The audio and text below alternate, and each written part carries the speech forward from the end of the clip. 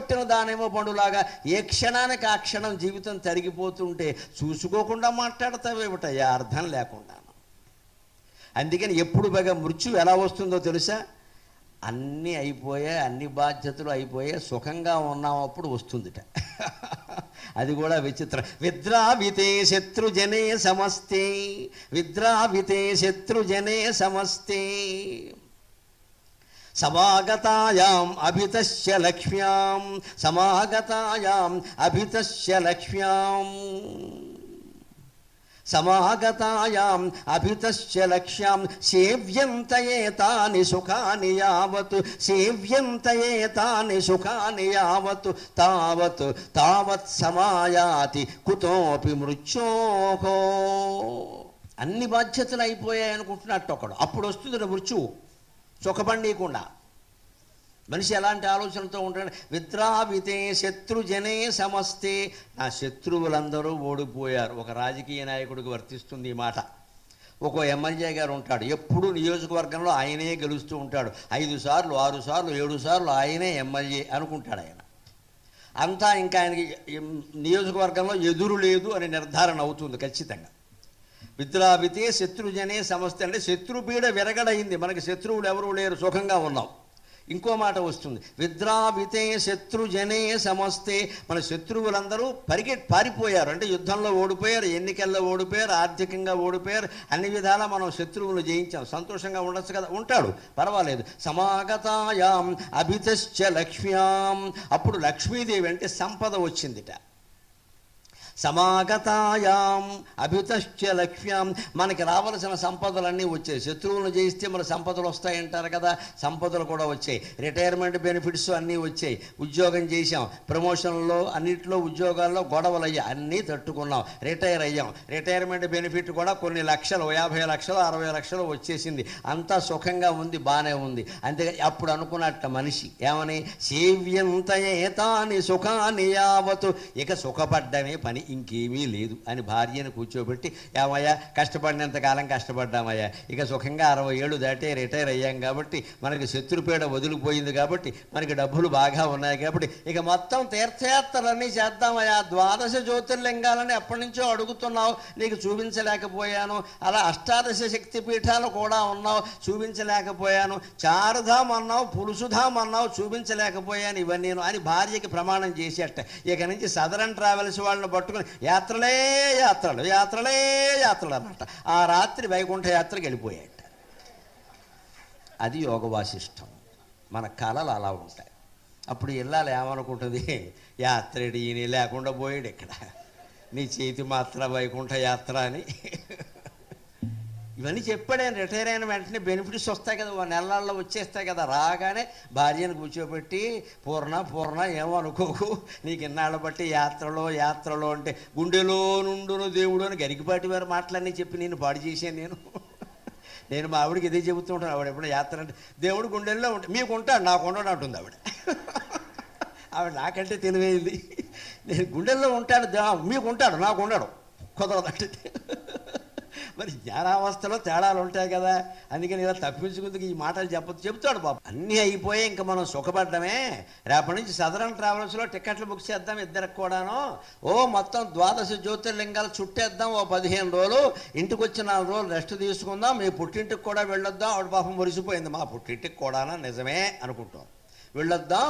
మీ అమ్మాయి తమ్ముడు మరదలో ఉన్నారు కదా, సరదాగా వాళ్ళకి ఈ విశేషాలని చెప్పి కాశీ ప్రసాదం కూడా ఇద్దాం, తర్వాత మళ్ళీ 18 శక్తి పీఠాలు చూసేద్దాం, అన్నీ అయిపోతే వస్తూ తిరుపతి కనకదుర్గ అన్నీ చూసుకుని గొడవలు వచ్చేద్దాం అని మొత్తం ప్లాన్ వేసుకున్నాడు. ఆ రాత్రి పడుకున్నాడు, పొద్దున్న లేవలేదు, నమశివాయ. ఇది జీవితం. ఇంత మొత్తుకున్న వశిష్ఠుడు ఎందుకు చెబుతున్నా అంటే, ఇందుకు నువ్వు ప్లాన్ వేసిన ప్రకారం నడుస్తుందా ఇది? నువ్వు ఆ తీర్థయాత్ర చేయాలనుకుంటే యవ్వనంలో ఉండగా చేయాలండి. 60 ఏళ్ళ దాటిన తర్వాత చేస్తారేంటి? ప్రశ్నోత్తర రత్నమాలికలో శంకరాచార్య స్వామి చెబుతారు, మనిషికి జీవితంలో గొప్ప దుఃఖం ఏమిటంటే, యువవార్ధకే యాత్ర, ముసలితనంలో యాత్రలు చేయడమే గొప్ప దుఃఖం అంటాడు. నువ్వు నడవలేవు, నీకు వీల్ చైర్ ఒకటి కావాలి. ఎక్కడ నీకు వీల్ చైర్ ఎందుకు? వీలున్న చైర్లో ఇంట్లో కూర్చోరాదా? నీకు మళ్ళీ వీల్ చైర్ ఒకటి. ఇక్కడ వీల్ చైర్ వేసుకుని ఎక్కడికి వెళతాడు? చారుధాం వెడతానంటాడు. అక్కడ రోడ్లు బాగాలే, విపరీతమైన మంచు, వీడిని ఎవడు తీసుకెడతాడు అక్కడికి? నాకు అదో పెద్ద కోరిక, ఇదే కోరిక ఇక్కడ. నీకు శివుడిని చూడాలనుంది, శివుడికి నిన్ను చూడాలని లేదు, ఆయనకి నేను చూడాలనుంది, శ్మశానంలో చూడాలనుంది, చారుధామలో కాదు. వచ్చే వెళ్ళిపో, గొడవలేదు. మనం ఈ పిచ్చి కోరికలు పెట్టుకుని దీన్ని వాయిదాలు వేసి అందుకే మొహమాటం లేకుండా చెప్తున్నా, యాత్రలు చేయాల్సింది 20 నుంచి 50, ఎక్కువలో ఎక్కువ 60 అయిపోవాలి. కొత్త దంపతులు యాత్ర చేయాలి, ముసలాళ్ళు కాదు. తీర్థయాత్ర చేయాలి. ఆ తీర్థంలో నీరు కనుక పురుషుడు సేవిస్తే ఉత్తమమైన జన్మ పొందాలనుకునే స్త్రీ పురుషులు జీవులు ఆ పురుషుడి దోషుట్లో ఉండే నీటిలో, గంగోదకంలో, యమునోదకంలో చేరి ఈ పురుషుడి ద్వారా స్త్రీ గర్భంలో ప్రవేశిస్తారు. పుణ్యక్షేత్రాలు, పుణ్యతీర్థాలు తిరగడం వల్ల ఉత్తమ సంతానం కలుగుతారు. సందేహం ఎలా. కొత్త దంపతులు చెయ్యాలి, కొత్త దంపతులు చెయ్యాలి. అన్నీ ఉడికిపోయిన వాళ్ళు కాదు చేసేది యాత్రలు ఇక్కడ. ఎందుకంటే జీవుడు శరీరం పొందడానికి ఎప్పుడు ఒకటే మార్గం, బట్టలు, నీళ్లు. అందుకే మైల వాటికి మైల పడితే బట్టలు మైల, నీళ్లు మైల. ఈ మైకుకు మైల ఉండదు, ఈ సింహాసనానికి మైల ఉండదు, ఈ ప్లాస్టిక్ సీసా, ఈ స్టీల్ డబ్బాకి మైల ఉండదు.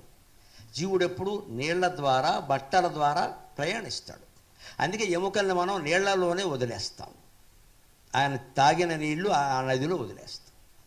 ఇంత సైన్స్. మన పితృకర్మలు, మన అపరకర్మలన్నీ కూడా సైన్స్. అవి పరమశాస్త్రీయ విజ్ఞానం. అది కేవలం మతాచారం కాదు. అది అర్థాలు చెప్పకపోవచ్చు, అర్థం లేదు అనుకోవద్దమ్మా, పొరపాటు. అది గొప్ప ఆచారం, అదివన్నీ పాటించాలి. ఎవరు చేయాలి యాత్రలు అంటే 20 నుంచి 50లోగా అయిపోవాలి, ఎక్కువలో ఎక్కువ 60. ఇంకా దాటద్దు. 60 దాటి ఇంక వద్దు, ఇంట్లో కూర్చో. ఇంత ఫిల్టర్ కాఫీ తాగి కూర్చొని ఇద్దరు కబుర్లు చెప్పుకోండి అంతే. అది కూడా అరగంట దాటితే మళ్ళీ శోభనన్నట్టు విషయాలన్నీ వస్తా, లేనిపోని గొడవ. మళ్ళీ సాయంత్రం సిట్టింగ్ అరగంట అంతే, వేసేయి. పుస్తకం చదువుకో, భగవద్గీత చదువుకో, యోగ వాసిష్టం చదువుకో, అయిపోయింది అంతే. రిటైర్మెంట్ లైఫ్ గడిపే విధానం అది.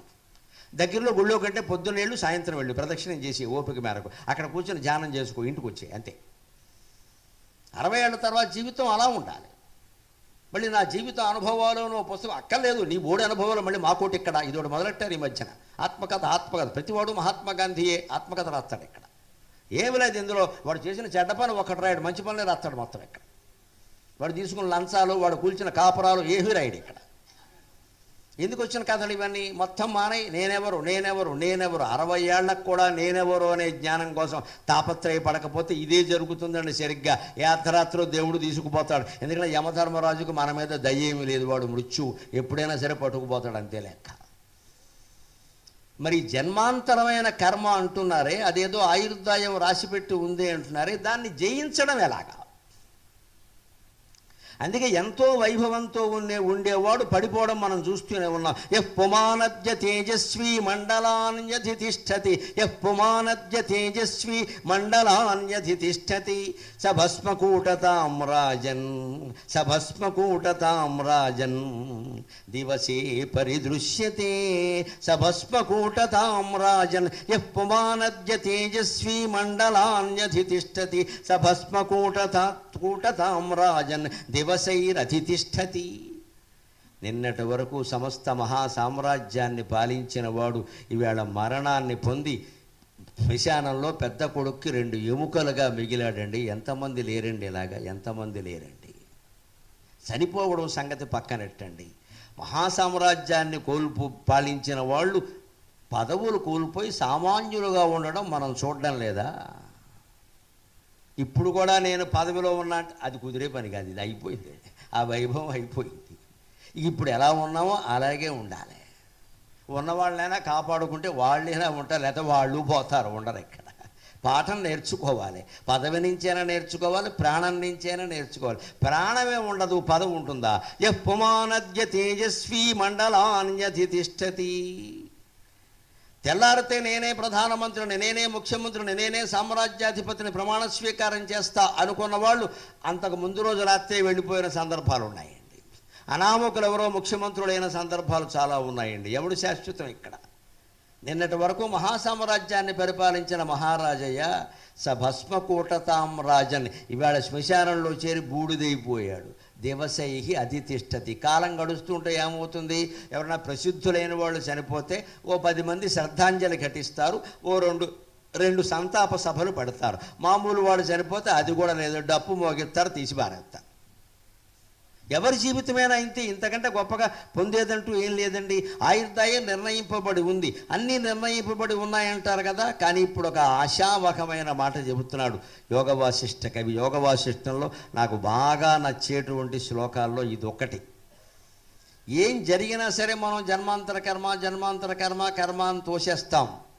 పూర్వజన్మ కర్మ, ప్రస్తుతం నువ్వు దాన్ని ఎదిరించి చేసే కర్మ, రెండు పోటీ పడతాయి అని చెబుతున్నాడు ఇక్కడ. ద్వౌ హుడా వివయుధ్యేతే పురుషార్థం సమాసమౌ, ద్వౌ హుడా వివయుధ్యేతే పురుషార్థం సమాసమౌ, ప్రాక్తనశ్చైహికశ్చైవ శామ్యత్యత్ర అల్పవీర్యవాన్. హుడౌ సంస్కృతంలో హుడహ అంటే గొర్రె పొట్టేలు, హుడౌ అంటే రెండు పొట్టేళ్ళు. పొట్టేళ్ళు పందాలు జరుగుతూ ఉంటాయి చూడండి, కోడి పందాలు కాదు. కోడి పందాల్లో ఓ కోడి పారిపోతుంది, మధ్యలో చంపేసి చచ్చిపోతుంది, లేకపోతే పారిపోతుంది. పొట్టేలు పారిపోదండి. పొట్టేలు పందాల్లో పొట్టేలు ఎట్టి పరిస్థితుల్లో పారిపోదండి. దీంతాలో పగలాల్సిందే, అంత పంతం ఉంటుంది దానికి. ఢీ కొట్టినప్పుడు కూడా చచ్చిపోతాం నిజంగా, శబ్దం తట్టుకోలేము అసలు. మధ్యలో మన చెయ్యి ఉందంటే పచ్చడే. పొట్టేలు పందాలు అలా ఉంటాయి. దాంతో పోల్చాడు యోగ వాసిష్ఠ కవి. ద్వౌ హుడా వివయుధ్యేతే, రెండు పొట్టేళ్లలాగా ఢీ ఢీ ఢీ అని కొట్టుకుంటాయి. ఏమిటిట? ప్రాక్తనశ్చ ఐహికశ్చైవ, నీ జన్మాంతర కర్మ, ఇప్పుడు నువ్వు దాన్ని తప్పించుకుందుకో ఎదిరించడానికో చేసే ప్రయత్నం, రెండు ఢీకొంటాయి. చెయ్యి. పురుషార్థౌ సమ అసమౌ, అనేక పురుషార్థం, ఏదో ప్రయోజనం కోసం పనిచేస్తావు కదా, అది సమం కావచ్చు అసమం కావచ్చు, వాటి బలాల్లో కూడా తేడాలు ఉండొచ్చు. కానీ పూర్వజన్మ కర్మ, ఇప్పుడు నువ్వు చేస్తున్న కర్మ కొట్టుకుంటాయి, దెబ్బలాడుకుంటాయి, పోటీ పడతాయి. ఇక్కడ ఒక్క విషయం మనం గమనించాలి. మన జాతి అంతా వ్యాపించిన అజ్ఞానం ఏమిటి అంటే, కర్మ అనగానే పూర్వజన్మ కర్మే. వాడి కర్మ ఇలా అయింది, వాడి కర్మ ఇలా రాసిపెట్టింది, వాడి కర్మగొద్దీ జరిగింది. పొరపాటమ్మా. విజయవాడలో ట్రాఫిక్ సిగ్నల్ పాటించకుండా దూసుకెళ్ళిపోతే ప్రమాదం జరుగుతుంది. ఏ కర్మ కారణం అండి? వీడి పొగరు కారణమమ్మా. ఏ కర్మ కారణం కాదు, వీడి పొగరు కారణం. అక్కడ సిగ్నల్ స్పష్టంగా ఉంది, రెడ్ సిగ్నల్ ఉంది. అక్కడ నువ్వు ఎందుకు వెళుతున్నావు? ముందుకి ఉండడు, వెళ్ళిపోతాడు ముందుకి.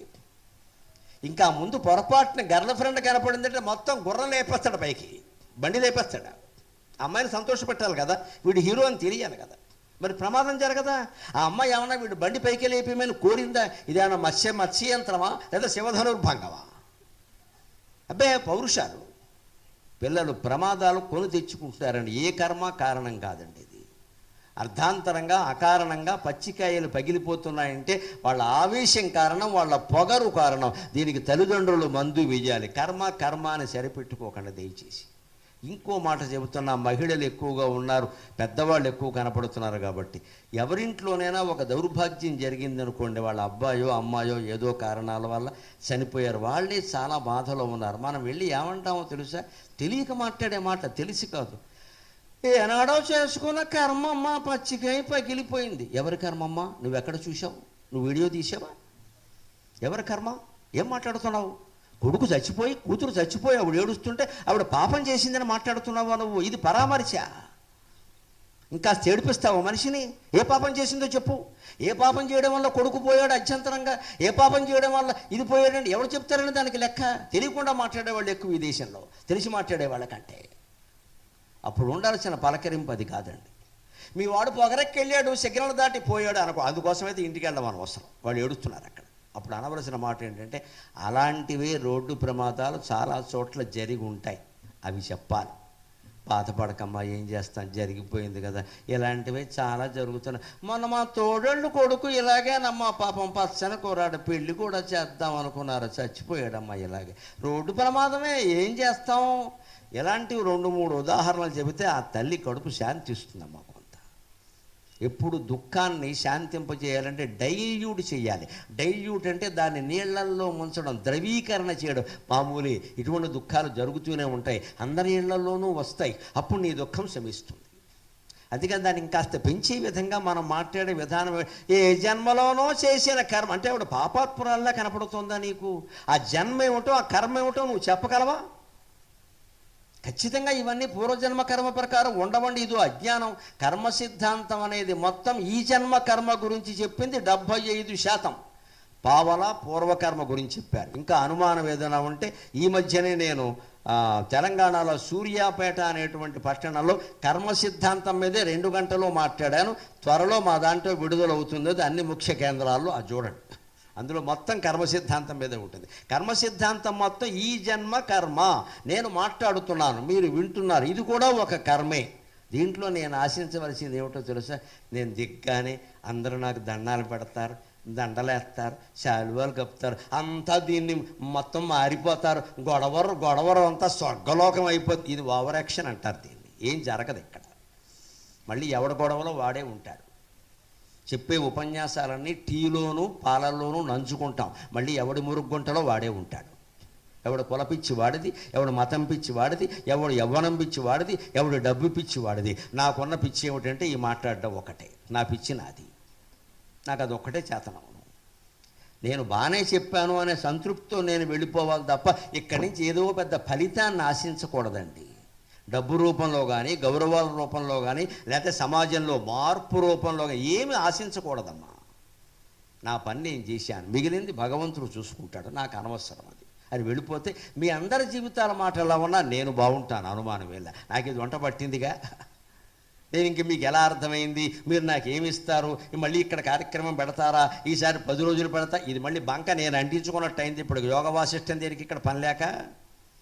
నిర్మమకారంగా, నిర్లేపంగా, నిర్మలంగా, నిత్యంగా చెప్పేవాడు సాధువులా వెళ్ళిపోవాలి. మధ్యలోంచి ఏమీ ఆశించకూడదు. నమస్కారానికి నమస్కారం అంతే. బాగుపడడం, బాగుపడకపోవడం, మార్చుకోవడం, మార్చుకోకపోవడం మీ ఇష్టం. నాకేమిటి సంబంధం? అది ఏ పనైనా అంతే. ఈ ఒక్క పని ఇది ఉదాహరణ ప్రత్యక్షంగా ఉంది కాబట్టి చెప్పు. పిల్లాడు పరీక్ష రాస్తున్నాడు, ఎన్ని మార్కులు వస్తాయి? బాగా చదువు, మార్కులు రావాలి, నీకు ఖచ్చితంగా MBBS సీట్ రావాలి, పక్కింటి వాళ్ళకి వచ్చేసింది, మనకి ఇంకా రాలేదు. ఇవన్నీ వద్దమ్మా. మీ మేనమామ డాక్టరు, మీ మేనత్త డాక్టరు, మీ పెత్తండి డాక్టరు, వాళ్ళందరూ డాక్టర్లు ఉన్నప్పుడు వీడు పేషెంట్ అవ్వచ్చు కదా. వీడిని కూడా డాక్టర్ ఎందుకు చేస్తారు? ఈ దరిద్రపు మాటలన్నీ పిల్లల దగ్గర మాట్లాడబట్టి వాళ్ళకి టెన్షన్ ఎక్కువైపోతుంది. వాళ్ళు చదవలేకపోతున్నారు, ఆత్మహత్య చేసుకుంటారు. లేదా చదువుకునే కుర్రాడు ఆత్మహత్య ఏమిటండి? 10 మంది పిల్లలు ఉన్నవాళ్ళు, పేదరికంలో ఉన్నవాళ్ళు ఎవరు ఆత్మహత్యలు చేసుకోలేదే పూర్వం.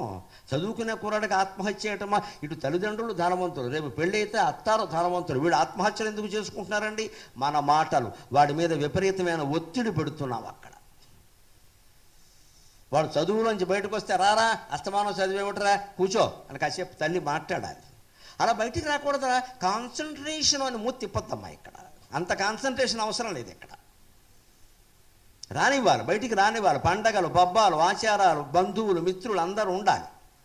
మన పిల్లల చదువు కోసం బంధువులు రావద్దని చెప్పొద్దు. బంధువులు వస్తున్నారు, వాళ్ళతో గడపడం, చదువు మానేయండి, అధవ చదువు అని చెప్పాలి. అప్పుడు పిల్లలు బాగుంటారమ్మా ఖచ్చితంగా. అస్తమానం చదివే చంపేస్తున్నారు పట్టుకుని. ఇక్కడ ఓ మేనత్త తెలియదు, మేనమామ తెలియదు, పెంతల్లి తెలియదు, పెంతండ్రి తెలియదు. వీడికి దుఃఖం వస్తే ఎవరికి చెప్పుకోవాలో తెలియదు. ఇవాళ యువతరం తరఫున మాట్లాడుతున్నానమ్మా. వాళ్ళకి అమ్మ లేరు, నాన్న లేరు, ఆత్మహత్య ఒక్కటే మిగిలింది మన దయ వల్ల. అమ్మ లేరు, నాన్న లేరు, అమ్మ ఎక్కడో వర్కింగ్, నాన్న ఎక్కడో వర్కింగ్. వీడు బాధ చెప్పుకుందుకు మనిషి లేడండి. మేనమావ లేడు, పెంతండ్రి లేడు, అందరూ అంకుల్ అంకుల్ అంకుల్ ఎదవ అంకుల్. రాష్ట్రపతి మొదలు రిక్షావాడి వరకు అందరూ అంకులే. ఈ దరిద్రం పోవాలి. బంధువుల్ని పిలవాలి, పరిచయం చెయ్యాలి, పండగలకి వాళ్ళని పిలవాలి. ఒరే మన మేనమావరా, నాకు తమ్ముడమ్మా, నీకు మేనమావ, ఆయనకి పిల్లలు ఉంటే నీకు ఇచ్చేవాడు రా, లేడు కాబట్టి ఇవ్వట్లేదు, ఎవరన్నా వస్తే మావయ్యతో మాట్లాడరా అని చెప్పాలి తల్లి. తండ్రి కూడా చెప్పాలి. ఇప్పుడు వాళ్ళవే బంధువులు, వీళ్ళవే బంధువులు, ఇది కాదు ఇక్కడ. ఆ బంధుమిత్రులు ఎక్కువగా ఉంటే పిల్లలు ఆత్మహత్యలు చేసుకోరండి. తల్లికి చెప్పలేనివి పెంతల్లికి చెబుతాడమ్మా. అమ్మాయి ముఖ్యంగా తల్లికి చెప్పలేకపోతే పెంతల్లికి చెబుతుంది. మా అమ్మ చెప్పినట్టు వినట్లేదు పిన్ని, ఏదో అంటుంది. ఈ చెల్లెలు వచ్చి అక్కగారికి చెబుతుంది. ఏమిటి అక్క అంత ఏడిపించుకు తింటున్నావు, అంత ఒత్తిడి ఎందుకే అని అక్క చెప్పగలదు. మేనమావ చెబుతాడు, మేనత్త చెబుతుంది. మేనమావ వాళ్ళెవరికి మనం పరిచయం చేయట్లా, వాళ్ళందరినీ ఆపేస్తున్నాం. ఇక్కడ బంధువర్గాన్ని పెంచుకోవాలి. బంధాలు పెంచుకోవడం వేరు, బంధువర్గం పెంచుకోవడం వేరండి. బంధువులు ఉండాలి, మన పేక్క బంధాలు కావద్దు. అలా ఉండగలిగితే ఖచ్చితంగా ఉన్నప్పుడు ఏమవుతుంది? ఆ పూర్వజన్మ కర్మ, ఈ కర్మ రెండు పొట్టేళ్లలా కొట్టుకుంటాయి. అప్పుడు ఏది గెలుస్తుందండి? శామ్యక్షత్ర అల్పవీర్యవాన్. బలహీనమైంది చనిపోతుంది, బలవంతమైంది నెగ్గుతుంది. ఎంత ప్రాక్తన కర్మ అయినా సరే ప్రస్తుత కర్మతో జయించవచ్చు. భగవద్ అనుగ్రహాన్ని కూడా సాధించవచ్చు. దానికి ఒక ఉదాహరణ చెబుతా. వ్యాస భారతంలో 14వ రోజు యుద్ధం జరుగుతోంది. అర్జునుడు సైంధవుణ్ణి వధించే యావలో ఉన్నాడు. సాత్యకి వచ్చాడు. సాత్యకంటే కృష్ణుడు తమ్ముడు. ధర్మరాజు చెప్పాడు, అర్జునుడికి సాయంగా వెళ్ళవయ్యా, సూర్యాస్తమయం అయిపోతుంది, సైంధవుడు చావలేదు. అర్జునుడు ఏమయ్యాడో నాకు బెంగగా ఉంది. గాంధీవ ధ్వని వినపడ్డంలా, దేవదత్త ధ్వని వినపడ్డం లేదు, వెళ్ళవయ్యా అంటే వెళ్ళాడు. ఆ సాత్యకి ఎవరు అడ్డొచ్చారో తెలుసా? భూరిశ్రవసుడు అని అడ్డం వచ్చాడు. ఈ భూరిశ్రవసుడు ఎవరు? శంతనుడు తమ్ముడు బాల్లీకుడు. బాల్లీకుడు కొడుకు సోమదత్తుడు. సోమదత్తుని కొడుకు భూరిశ్రవసుడు. ఈయన దుర్యోధనుడు తరఫున పోరాడాడు. మహావీరుడు. అంతేకాదు ఆయన యజ్ఞశీలి, భూరి దక్షిణుడు, గొప్ప యజ్ఞాలు చేశాడు, మహా తపస్వి కూడా అతను వచ్చాడు. విపరీతమైన యుద్ధం జరిగింది సాత్యకి భూరిశ్రవసుకి. అనుకోకుండా భూరిశ్రవసుడి చేతికి సాత్యకి నిరాయుధుడై దొరికాడు. రథం పోయింది, 2 రథాలు పోయాయి, 2 సారథులు చనిపోయారు, 2 గుర్రాలు చనిపోయాయి. 2 మల్ల యుద్ధం చేశారు. ఆ మల్ల యుద్ధంలో బాక్సింగ్లో అనుకోకుండా సాత్యకి దొరికాడు. సాత్యకుని కింద పడగొట్టాడు, గుండెల మీద కాలు పెట్టి తన్నాడు. భూరిశ్రవసుడు జుట్టు పట్టుకుని పైకి లాగాడు. బరా ఈడ్చుకుపోతున్నాడు. కత్తి తీశాడు, నరికైపోయాడు. ఇది ప్రాక్తన కర్మ. వాడి చేతిలో సాత్యకి చచ్చిపోయాడని అనుకున్నాడు. కానీ సాత్యకి ఎలా తప్పించుకున్నాడో తెలుసా? జుట్టు పట్టుకున్న వాడు ఈడుస్తూ ఉంటే తల ఆడించాడండి. అని ఆడించాడండి. వాడు తల ఎంత తీవ్రంగా ఆడించాడంటే ఆ పట్టుకున్న భూరిశ్రవసుడు చెయ్యి, ఆ చేతికి ఉన్న అతని శరీరం కదిలిపోయాయి. అంత తీవ్ర ప్రయత్నం చేశాడు. అది యోగ వాసిష్టానికి ఉదాహరణ.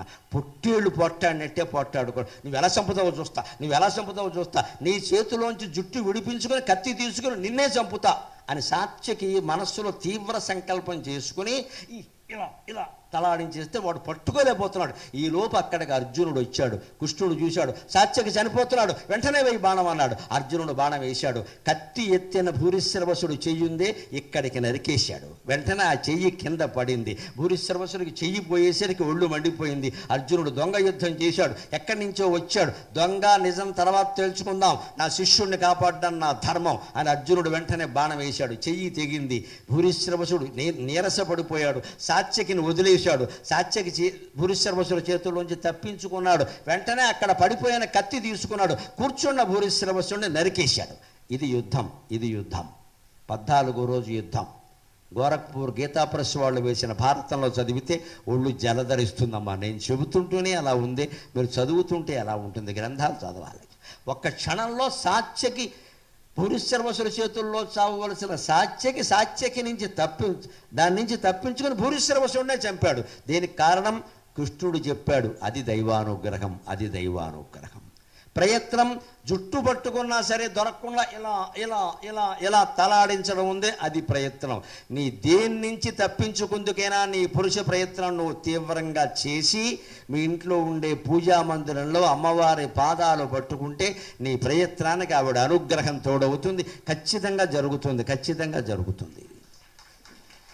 ఆయుర్దాయం పెరుగుతుంది, మృత్యువు తరుగుతుంది, అశుభం జరగదు, శుభమే జరుగుతుంది. ఖచ్చితంగా నువ్వు అనుకున్నవే జరుగుతాయి. ఒక్కటే లెక్క, పూజా మందిరాన్ని వదలొద్దు. ఇంట్లో అన్నిటికంటే ముఖ్యమైనది పూజా మందిరం. దాన్ని పెద్దదిగా కట్టాలి. 4 కూర్చుని వ్రతం చేసుకునే విధంగా కట్టాలి. బాత్రూములో సగం పూజా మందిరాలు కట్టకూడదమ్మా, దరిద్రం అంటారు దాన్ని. దేవుడికి చోటు ఇవ్వలేమా మనం మన ఇంట్లో? విశాలంగా ఉండాలి. అక్కడే ఎక్కువసేపు గడపాలి. హాల్లో కూర్చోవడం, ఫోను పట్టుకోవడం కాదు. ఇక్కడ పూజా మందిరంలోనే ఎక్కువసేపు గడపాలి. మీ ఇంట్లో ఉన్న విగ్రహాలను దయచేసి బొమ్మలు అనుకోకండి. బొమ్మైనా మీరు మాట్లాడితే అమ్మ అవుతుంది ఖచ్చితంగా. ఎందుకో తెలుసా? ప్రత్యక్షంగా చెబుతా ఎందుకో. అమ్మైనా సరే మీరు మాట్లాడకపోతే బొమ్మే కదండి. ఇంట్లో మన అమ్మ ఉంది, మనం మాట్లాడట్లా, బొమ్మే కదా. మరి అమ్మైనా మాట్లాడకపోతే బొమ్మ అవ్వడం నిజమైనప్పుడు బొమ్మైనా మాట్లాడితే అమ్మ అవుతుందమ్మా, అనుమానమే లేదు. బొమ్మ అమ్మ తేడా ఎక్కడుందంటే నువ్వు మాట్లాడడంలో, మాట్లాడకపోవడం. మనం ఫోన్లో మనుషులతో 100 గంటలు మాట్లాడతాం, దేవుడి విగ్రహంతో మాట్లాడం. మనం మొక్కుబడికో స్తోత్రం చదివేసి పారిపోతాం అక్కడి నుంచి. అది కూడా అయిందా లేదా విష్ణు సహస్రం మొదలెట్టాము అంటే సహస్రార్చి సప్త జిహ్వ సప్త ఇధా సప్తవా గనక వస్తే ఇంచుమించుగా అయిపోతుంది. ఇంకా అంతే, నైవేద్యం పెట్టేయచ్చు. లలితా సహస్రం మొదలు పెట్టామంటే చైతన్యార్ఘ్య సమారాధ్య చైతన్య కుసుమోదిత, అది కూడా అయిపోతుంది. ఇంకా అయిపోవడం మనకు కావాలమ్మా, దాని ఫలితం రావడం కాదు. ఇంకా అయిపోవడంతో సరిపెట్టుకొని ఈ మధ్య ఇంకో పిచ్చి వచ్చింది. మేము 10 మంది చదువుతాం, ఒక్కొక్కరు 1000 సార్లు చదువుతాం, 10,000 సార్లు. దేనికి పని లేక ఇది ఎక్కాలు అప్పగిస్తున్నాం ఇక్కడ. దేనికిది? సామూహిక పారాయణలు, సహస్ర పారాయణలు. ఒక్కసారి చదివితే సరిపోదా అండి? అర్థం తెలుసుకునే ప్రయత్నం ఒక్కరు చేయరమ్మా. 1000 సార్లు చదువుతారు ప్రతి పారాయణ. ఏం ఉపయోగం? ఏం ఉపయోగం? ఏం ఉపయోగం? ఒక బూరె రుచి తెలియాలంటే 1 బూరి చాలండి. 100 బూర్లు తినకూడదు, కడుపు నొప్పి వస్తుంది. పారాయణైనా అంతే. చదివావు, అర్థం తెలుసుకో. అర్థం అక్కర్లేదు ఎవరికి. నేను 10 మంది చదివాం, 20 మంది చదివాం, 10 రోజులు చదివాం, 16 ప్రసాదాలు చెప్పాం. మా ఇంటికి ఎమ్మెల్యే గారు వచ్చారు, ఎంపీ గారు వచ్చారు, వాళ్ళందరూ వస్తారమ్మా, అమ్మవారు రాదు. మన్నాడు పని మనిషి కూడా రాదు, ఎందుకంటే వంట సామాను పెరిగిపోయింది అక్కడ. ఎందుకు వచ్చింది ఈ గోళ? అర్థం తెలుసుకోవద్దా? వేదాంతం తెలుసుకోవద్దా? ఊరికి చదువుకుంటూ పోవడమేనా ఇక్కడ? నైవేద్యాల సంఖ్య పెంచేసి. అది ప్రాక్తన కర్మను ఎదిరించడం అంటే మన ప్రయత్నం చిత్తశుద్ధిగా భగవంతుణ్ణి శరణు వేడాలి. ఆ పాదాలు వదలకూడదు. అది విగ్రహం కాదు, అది శివుడు, అది రాముడు, అది అమ్మవారు, అంతే. మన ఇంట్లో విగ్రహాల రూపంలో వేడురు, సాక్షాత్తు దేవతలే ఉన్నారు అక్కడ వాళ్ళు అనే నమ్మకంతో ప్రార్థన చేస్తే సాత్యకిలాగే మనం మరణం తప్పించుకొని, మనకి ఎవడు మరణం రాసి పెట్టాడో వాణ్ణే మరణించేలా చేయగలుగుతాం, అనుమానమేలా.